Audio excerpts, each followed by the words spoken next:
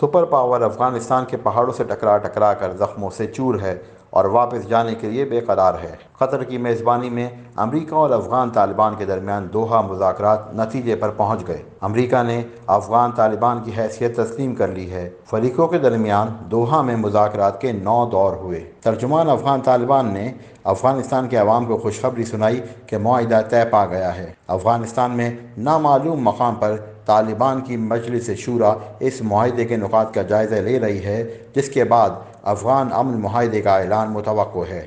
مذاکرات سے متعلق افغان طالبان کے ترجمان سہیل شاہین نے ٹویٹر پیغام میں بتایا کہ 28 اگست کو مذاکرات قطر کے مقامی وقت کے مطابق شب 2:30 بجے تک جاری رہے۔ اس موقع پر طالبان کی مذاکراتی ٹیم کے سربراہ ملا برادر اور افغانستان کے نمائندہ خصوصی برائے افغانستان زلمے خلیلزاد بھی موجود تھے۔ مذاکرات میں کئی اہم نکات پر پیش رفت ہوئی۔ امید ہے کہ فریقوں کے درمیان معاملات انشاءاللہ جلد طے پا جائیں گے۔ ترجمان افغان طالبان نے معاہدے کے چیدہ نکات پر بھی روشنی ڈالی اور بتایا کہ افغان سرزمین کو کسی کے خلاف استعمال نہ کرنے کی ضمانت دی گئی ہے۔ اگلے مرحلے میں افغان گروپوں کے درمیان مذاکرات کی کامیابی کے لیے کوئی شرط نہ لگانے کا بھی فیصلہ کیا گیا۔ انہوں نے یہ بھی بتایا کہ غیر ملکی افواج کی واپسی کے لیے محفوظ راہداریاں فراہم کی جائیں گی۔ دوسری جانب امریکی نمائندہ خصوصی زلمے خلیلزاد کا موقف سامنے آیا ہے کہ اس مرحلے میں افغانستان میں عبوری حکومت کے انتظام پر کوئی بات نہیں ہوئی، نہ ہی امریکہ اور دوسرے ملکوں کی افواج کی واپسی کی یقین دہانی کرائی گئی ہے۔ انہوں نے وعدے کیا کہ افغانستان میں حکومت سازی کا فیصلہ انٹر افغان مذاکرات میں افغان عوام کے نمائندے کریں گے۔ دوحہ میں افغان امن عمل کے تحت ہونے والے مذاکرات کے اس طویل دور میں قطر نے نہ صرف میزبانی کی بلکہ اپنے مہمان افغان طالبان کے وفد کو معاونت بھی فراہم کی۔ افغانستان میں امن کے لیے فریقوں کو مذاکرات کی میز پر لانے میں پاکستان اور وزیر اعظم عمران خان کا کردار نہایت اہم رہا۔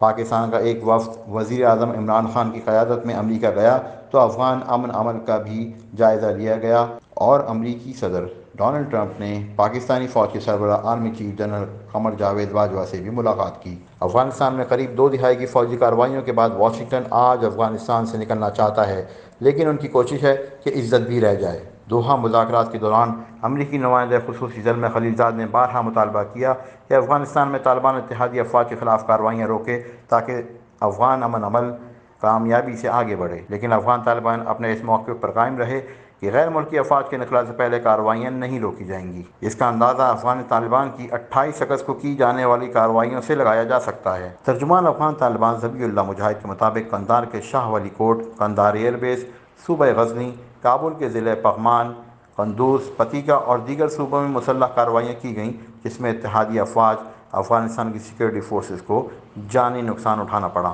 کئی افغان طالبان بھی فوت ہوئے، جس سے اندازہ لگایا جا سکتا ہے کہ امریکہ سب کچھ کرنے کے باوجود اب افغانستان میں بے بس نظر آ رہا ہے اور اس کی اولین ترجیح افغان سرزمین سے نکل جانا ہے، لیکن ساتھ ہی واشنگٹن کی خواہش ہے کہ افغانستان سے امریکہ پر حملہ نہ ہو۔ ترجمان پینٹاگون کا کہنا ہے کہ حتمی معاہدے میں یہ یقینی بنانا ہوگا کہ افغانستان دہشت گردوں کا محفوظ ٹھکانہ نہ رہے۔